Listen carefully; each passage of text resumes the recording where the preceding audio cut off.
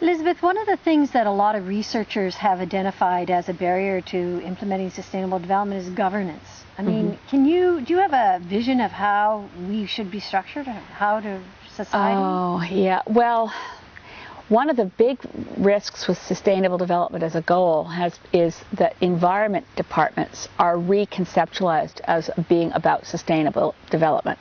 And that means there's no advocate for the environment anymore. The role of government as a whole is sustainable development. The role of environment departments has to be the voice at the cabinet table that says, look, the environment's going to hell in a handbasket, or words to that effect, or we need better monitoring, we need better science, we need to make this case. When an environment department sees itself as sort of an economic department to balance interests, and that's not what sustainable development's about either. It's not about balancing or trade-offs. It's about doing things differently so you don't have trade-offs. So the governance issue is pretty central. It's been the #1 problem on the climate change file in this country, has been the absence of leadership and a failure to know who exactly is in charge.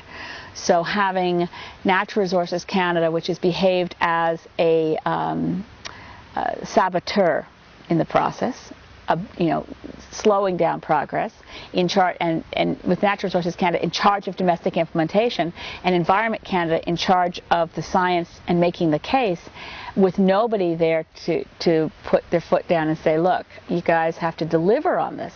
That hasn't happened until recently. We had progress in governance on climate change when Prime Minister Martin created an ad hoc cabinet committee that brought together key ministers and forced them to come up with the climate plan.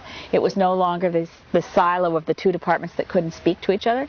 But that's not good enough. And basically, I think sustainable development governance requires that the central goal of the Prime Minister's office and the Privy Council at the federal level, or in each province, the Premier's office and all of that bureaucracy at central agencies has to be focused on sustainability.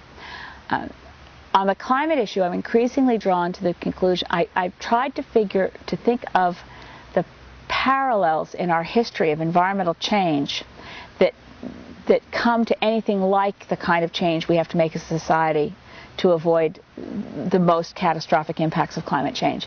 And I've come to the conclusion that there is no precedent except for the reorganization of societies, the single purpose of societies when they are at war.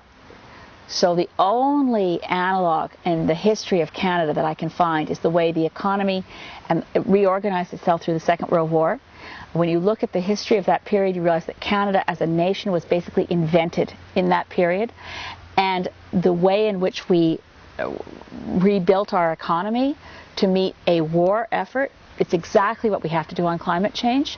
So that's where, in terms of governance, conceiving of the issue as an environmental issue and having it hived off to one department among many is never going to work, or even two departments. It has to be seen as a central driving, as they say in French, le projet de société. It has to be such a central, fundamental, galvanizing force for a society that a single purpose makes sense.